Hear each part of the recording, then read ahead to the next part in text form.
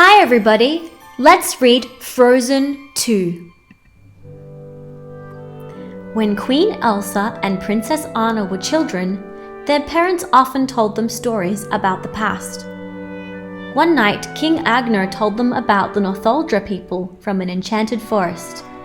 The Northuldra had lived in harmony with the people of Arendelle, but then everything changed and the two sides went to war.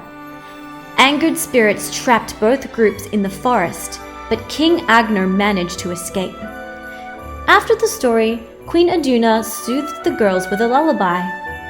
When I was a little girl, my mother would sing a song about a special river called Atahalan. It is said to hold all the answers about the past, about what we are a part of.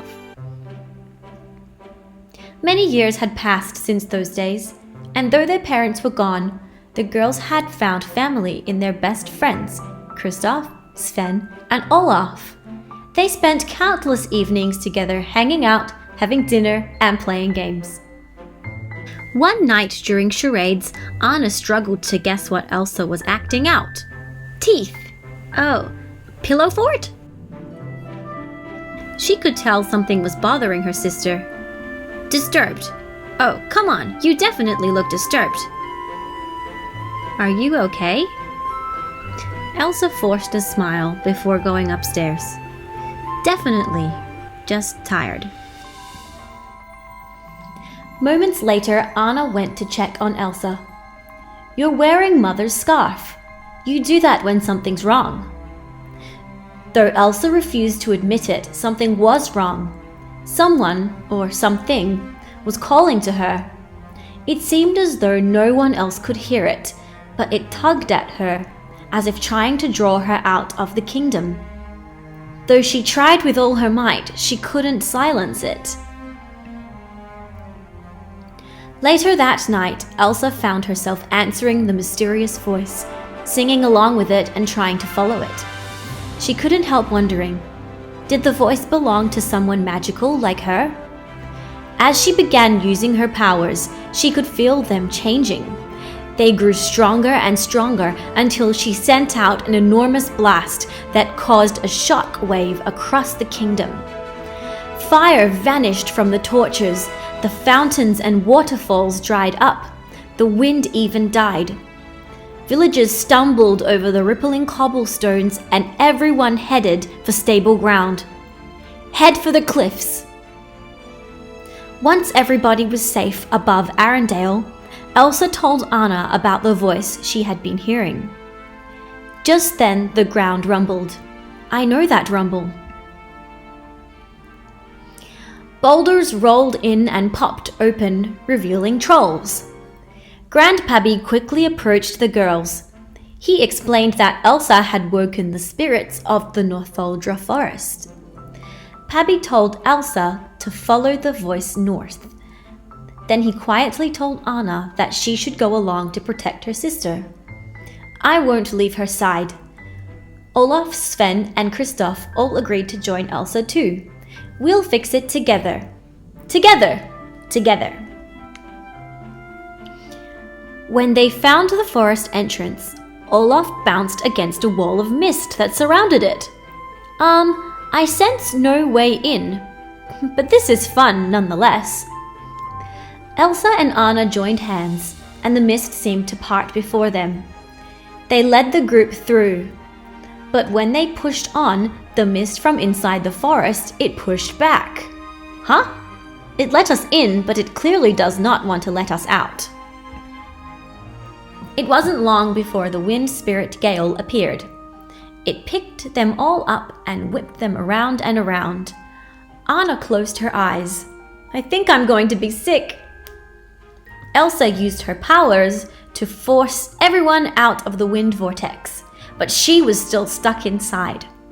She sent out one final blast of her magic to free herself, and beautiful ice sculptures appeared.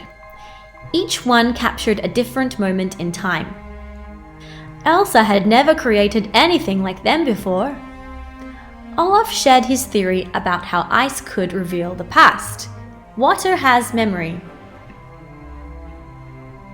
It wasn't long before reindeer surrounded them and people dropped from the trees. Then soldiers appeared. They were the trapped Northuldra and Arendalians from Anna and Elsa's old bedtime story. Both sides tried to claim the group as their prisoners. Run! But Elsa used her powers, shocking everybody and sending them to the ground. Anna recognized one of the soldiers, Lieutenant Matthias. Third floor, second portrait on the left. You were our father's official guard. Matthias couldn't believe it. Your father was King Agnar of Arendelle. Matthias was overjoyed to hear that the king had made it out of the forest. Then the Northuldra noticed that the sisters' scarf was Northuldran. They realized that whoever had saved the king from the forest must have been a Northuldra. The idea that the two opposing sides had come together that day startled both the Arendalians and the Northuldra. They believed Elsa's magic was the key to their freedom. They crowded around her with great anticipation, smothering her and overwhelming her with their expectations, until a bright flash of fire appeared.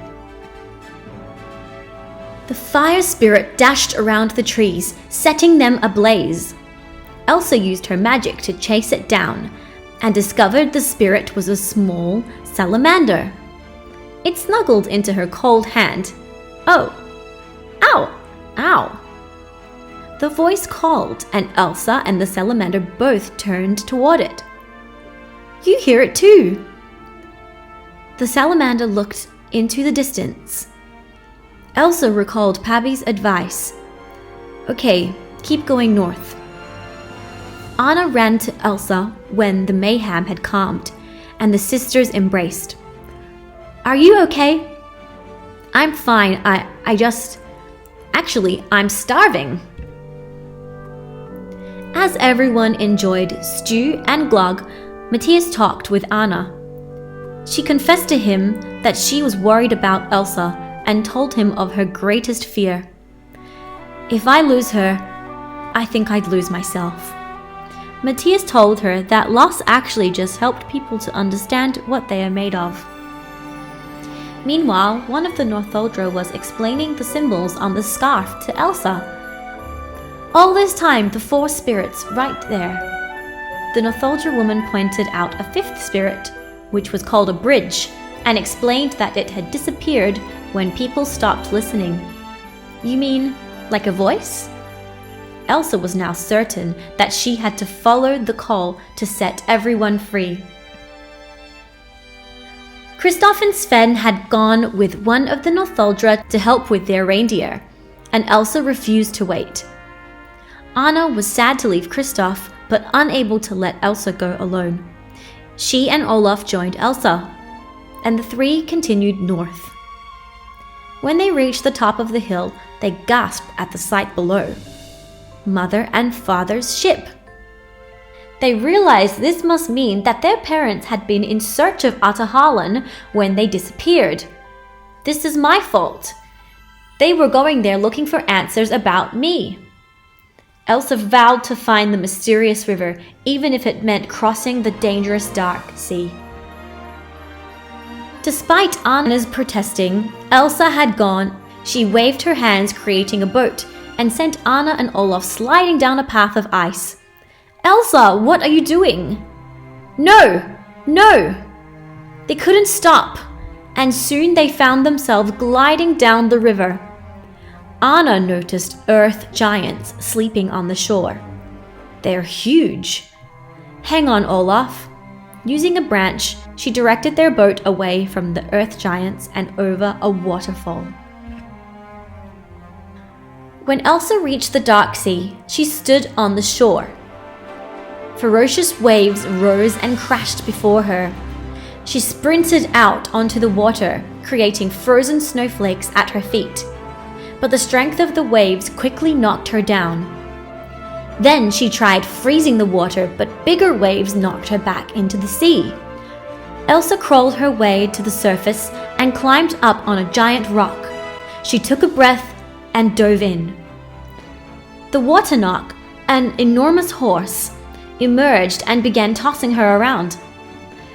Elsa created an ice bridle and swung onto its back.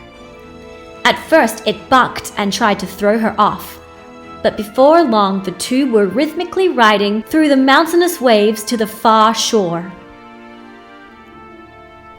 The waterfall had carried Anna and Olaf into a cavern. As they searched for a way out, a small flurry of snowflakes rushed in. It fluttered around before vanishing. Anna's heart filled with joy. She's made it across the sea. Then a strong gust of wind whipped in, carrying more of Elsa's magic, and an ice sculpture formed before them, revealing a memory of the past. Anna gasped, "I know why the spirits evacuated Arendelle. Olaf, I know how to free the forest." Armed with renewed strength and wisdom, Anna was ready to set things right. Elsa trudged through terrible winds and thick snow. When finally she reached Atahalan, the mysterious voice quieted. Suddenly, just as the words of her mother's lullaby had promised, everything became crystal clear. Elsa knew she had followed the right path, and she was where she was meant to be. The journey had changed both her and her sister, and together they could restore peace and mend a broken land. The end. Bye everybody. See you in the next one.